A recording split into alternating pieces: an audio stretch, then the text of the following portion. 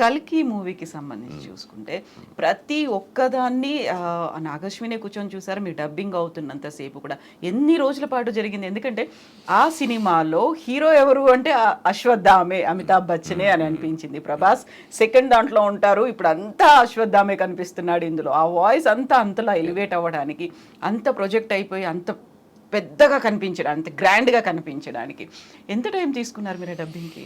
10 రోజులు, 10 days పట్టింది. రోజుకి ఎన్ని గంటలు ఉండేది? రోజుకి 2-3 hours చెప్పాను, చెప్పలేదు. ఒక్కొక్క డైలాగ్ డైరెక్టర్ గారు ఒక 2 days మాత్రం ఉన్నారు. మిగతా మన కో డైరెక్టర్ లక్ష్మణ్ ఎక్కువగా చూసుకునేవాడు. తను ఏంటంటే ఇంకా అస్సలు డైరెక్టర్ గారు ఉన్నప్పుడైనా కొద్దిగా స్పీడ్ అయ్యేదేమో, కానీ ఒక్కోసారి డైరెక్టర్ గారు ఉన్నప్పుడే వర్క్ స్పీడ్ అవుతుంది. కో డైరెక్టర్స్ ఉన్నప్పుడు ఏంటంటే ఇది డైరెక్టర్కి నచ్చుతుందో లేదో అన్న భయంతో వాళ్ళు ఇంకా జాగ్రత్తగా చేస్తారనమాట. అట్లాగా చాలా ఒక్కొక్క డైలాగ్ ఆలోచించి దాని కొద్దిగా మ్యాక్సిమం ఆయన తెలుగులో ఫస్ట్లో హిందీలో ఉన్నాయి, ఆ తర్వాత మ్యాక్సిమం తెలుగులోనే చెప్పించారు. కాబట్టి మాకు కొద్దిగా డైలాగుని సెట్ చేసుకోవటం అనేది పెద్ద టైం పట్ల. కానీ దగ్గరగా వెళ్ళాలి అంటే ఆల్మోస్ట్ వాళ్ళు చెప్తున్నప్పుడు ఆర్టిఫిషియల్ ఇంటెలిజెన్స్తో ఇది చేస్తారు, కంప్లీట్గా మోల్డ్ చేస్తారని చెప్పలేదు. ఆయన ఎలా చెప్తారో అలా చెప్పాలండి. మేము అందు గురించేనే కొద్దిగా మీకు మిమిక్రీ టచ్ కూడా ఉంది కాబట్టి మిమ్మల్ని పర్టికులర్గా దీనికోసం ఇంకా ఆర్టిఫిషియల్ ఇంటెలిజెన్స్ అక్కర్లేదన్నంత బాగా చెప్పాలని చెప్పారు.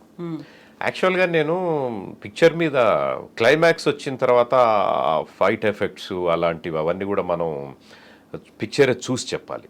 ఎందుకంటే ఆ మూడు వాళ్ళ వెహికల్ వెళ్తున్నప్పుడు ఈయన ఆపడం కానీ చేయడం కానీ ఇవన్నీ, ఈయన ఎగిరిపడడం కానీ గాల్లోకి ఎగరడం కానీ అవి మాత్రం చూపించారు. అయితే ఆ తర్వాత నేను ఫస్ట్ వీక్ మూవీ చూడలా. అంటే అందరం వెళ్తాం అనుకున్నాం కదా, మా ఆవిడ కుదరలా, ఆవిడకి ఏదో మీటింగ్స్ ఉన్నాయంటే సరే అని చెప్పేసి ఒక 1 week వాయిదా పడింది. ఈలోపు అందరు చెప్తా ఉన్నారు బచ్చన్ గారు చాలా హెవీ క్యారెక్టరు, చాలా లెంత్ క్యారెక్టర్ ఉంది సినిమాలో అని. అంటే అన్ని డైలాగులు ఉన్నాయని అనుకుంటున్నాను నేను కూడా, అన్ని సీన్స్ ఎక్కడ ఉన్నాయి అనుకుంటున్నాను. ఎందుకంటే పిక్చర్ చూడలేదు కదా, డైలాగ్ టు డైలాగ్ చెప్పడంతో నిజం చెప్పాలంటే ఒక 40 డైలాగులు చెప్పామనుకోండి, అవి ఒక్కోసారి ఒక 10 సీన్లుగా కూడా అవి డివైడ్ అవుతాయి. కాబట్టి ఓహో, నేను సినిమా చూసినప్పుడు కూడా షాక్ అయ్యాను. తర్వాత ఆయన హైట్, అది ద్వాపర యుగంలో హైట్ అంతా కూడా అలాగా అంత ఉంటుందని చెప్పాను. ఎంత బాగా చూపించారో అసలు ఆయన ఆ వయసులో అంత కష్టపడి అసలు రోప్స్ కట్టుకొని, అంటే ఈవెన్ దో ఆ ఏజ్లో బాడీ సహకరించాలి కదా, ఆయన డూప్ లేకుండా అంత బాగా అసలు ఎక్సలెంట్ చేశారు, చాలా బాగా చేశారు. It's great Bachchan sir. Again angry young man and angry old man. ఇప్పుడు మీకు ఒక 25 years congratulations on your silver anniversary అండి. Thank you so much. Silver jubilee అండి, silver jubilee anniversary 25 years and very first interview అనుకుంటాను silver jubilee celebrate చేసుకుంటున్నాడు. Almost ఈ ఇయర్లో ఇదే. అయితే మీకు ఇప్పటిదాకా దాంట్లో సాటిస్ఫాక్షన్, ఎస్ నేను ఎదురు చూసాను, ఇది సాధించాను అనుకున్నది అయితే అశ్వత్థామ అమితాబ్ బచ్చన్ గారికి మీరు చేసింది. టఫ్ అనిపించింది ఏముంది? చాలా కష్టపడ్డాను, చాలా గొంతు చించుకోవాల్సి వచ్చింది, లేకుంటే ఇప్పటిదాకా చేసిన దాంట్లో ఇంత స్ట్రెస్ నేను పెట్టలేదు అనుకున్నది ఏమున్నాయి? ఉపేంద్ర గారికి రక్త కన్నీరు మూవీ ఆల్మోస్ట్ అలాది 20 ఏళ్ళు అయిపోయింది. 2004లో రిలీజ్ అయింది, ఇది 2024. 20 years బ్యాక్. 2003లో డబ్ చేసాము డిసెంబర్లో, రిలీజ్ అయ్యేసరికి 2004 ఫిబ్రవరిలో. నాకు అది గ్రేట్ ఎక్స్పీరియన్స్. దేవి థియేటర్లో రిలీజ్ అయింది. నాది లీప్ ఇయర్, 4 years ఒకసారి వస్తుంది. My birthday celebrated there థియేటర్లోనే.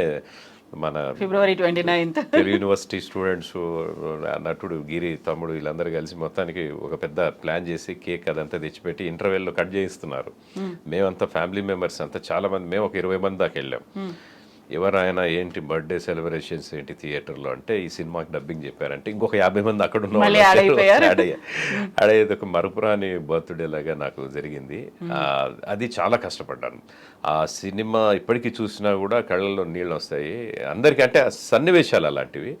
అట్లాగే ఆ క్లైమాక్స్లో చాలా అసలు గొంతు పోయిన గొంతుతోనే చెప్పించారు, న్యాచురల్గా ఉంటుందని చెప్పించారు. గుర్తుందా ఇప్పటికీ ఆ డైలాగ్స్ అవి? యా, యాక్చువల్గా చాలా ఇంటర్వ్యూస్లో కూడా చెప్పాను. అవి చాలామంది వైరల్ అయినాయి, ట్రోల్ అవుతుంటాయి.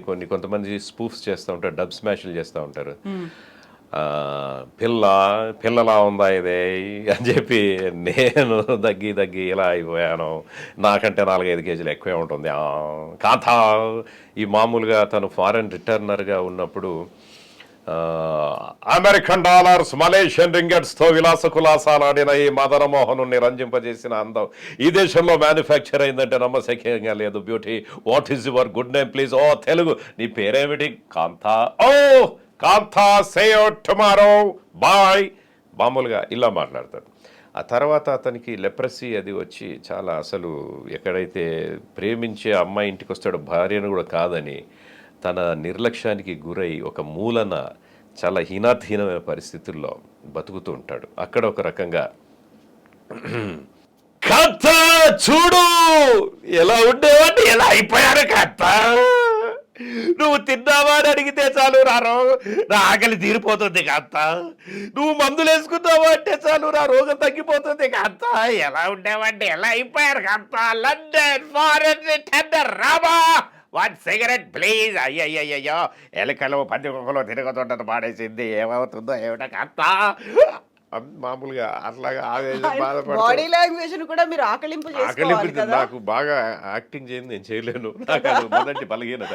మామూలుగా కూర్చొని అలా సింపుల్ గా సైలెంట్ గా చెప్పేసుకుని పోవాలంటే కాదు. ఇలాంటివి చాలా కష్టపడాలి. మైక్ ముందు వాళ్ళు అంత చేస్తే మనం అందులో కొద్దిగా అయినా చేస్తే తప్ప అప్పుడు అది నాకు అలవాట్లేదు. కొంతమంది స్టడీగా చెప్తారు, కథలు కూడా చెప్తారు. ఒక్కోసారి ఇలాగా కాళ్ళు చేతులు విదిల్చి మైకుల్ని తన్ని తిట్లు తిన్న సందర్భాలు కూడా ఉన్నాయి స్టార్టింగ్ లో.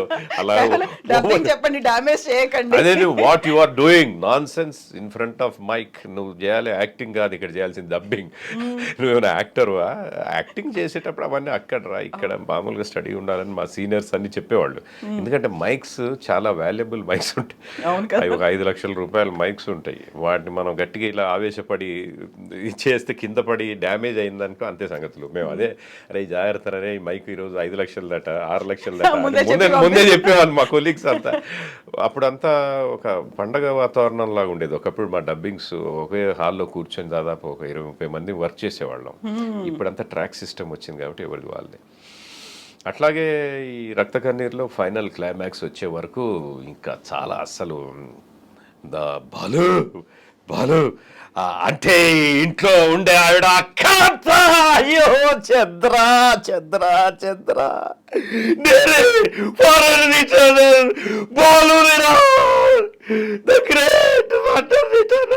ఈ ఇంట్లో ఉండే ఆవిడ. అయ్యో నేను గుర్తించలేకపోయారా చంద్ర. ఈ సమాజం, ఈ సంఘం, వీటన్నిటినీ ఈ దరిద్రమైన మనుషులను పట్టించుకోవద్దు. వీళ్ళిద్దరు పెళ్లి చేసుకొని సంతోషంగా ఉంటే చాలు. నా విగ్రహాన్ని ఊరు వాళ్ళ పెట్టించు బాను. ఎందుకంటే ఇలాంటి ఒక చండాలుడు ఒకప్పుడు ఉండేవాడని అని భయంకరం. అసలు ఇంకా డైలాగ్ ఉపేంద్ర అనగానే ఒక ఎక్స్ట్రీమ్ యాక్టింగ్ అనేది అంతా అందులో కనిపిస్తుంది కదా. మామూలుగా సింపుల్ గా కూర్చొని సింగిల్ గా అలా వెళ్ళిపోయినట్టుగా ఉండదు కదా. సో బాడీ లాంగ్వేజ్ దగ్గర నుంచి అసలు ఏమన్నారు ఉపేంద్ర గారి దగ్గర నుంచి వచ్చిన రియాక్షన్ ఏంటి? అసలు ఆయన ఒక్కటే అన్నారు, ప్రివ్యూకి వచ్చి చూసి కొద్దిగా అంటే కొన్ని విషయాల్లో ఆయన ఇంకా సాటిస్ఫైడ్ అవ్వాల. ఎంత చెప్పినా కూడా ఒకటే అన్నారు, వాయిస్ బాగా మ్యాచ్ అయ్యింది, బాగా చెప్పారు ఆయన. బట్ ఏంటంటే ఇంకా మనం బాగా చేసి ఉండాల్సింది అని. అంటే ఆయన ఎప్పుడు కూడా ఇది బెటర్మెంట్ అని అనుకోరు, ఉండరు అసలు. ఆ తర్వాత ఆఫ్టర్ 20 years ఇప్పుడు యూ అండ్ ఐ ఉపేంద్ర గారి సినిమాకి మళ్ళీ చెప్తున్నాను. మధ్యలో యాక్చువల్గా శ్రీనివాసమూర్తి గారు ఆయనకు చాలా సినిమాలు చేశారు. స్టార్టింగ్ షూ కానీ ఉపేంద్ర ఇవన్నీ ఆయనే చేశారు. It's a great artist, all time greats ఆయన శ్రీనివాసమూర్తి గారు. నిజంగా ఇప్పుడు లేకపోవడం అనేది డబ్బింగ్ రంగానికి ఒక లోటు, ఒక వాక్యూమ్ అది. బట్ ఆ తర్వాత ఇద్దరం సైమల్టేనియస్గా శ్రీనివాసమూర్తి గారు బాగా చెప్పిన రోజుల్లో నాకు ఈ అవకాశం రావటం, దాన్ని అలాగే హోల్డ్ చేసుకొని ముందుకు తీసుకెళ్ళి అట్లాగే కొన్ని సినిమాలు అన్నయ్య భారతీబాబు అన్నయ్య రైటర్గా చాలా సినిమాలు నాతో చెప్పించారు ఆయన. బ్రాహ్మణ ఒకటి, అందులో అటువంటి సినిమాలు ఉన్నాయి. ఆ తర్వాత ఇప్పుడు యు అండ్ ఐలో ఇక సెలెక్ట్ చేసుకొని మనకు రక్త కన్నీరు అవన్నీ చేశారు అని అంటే అయితే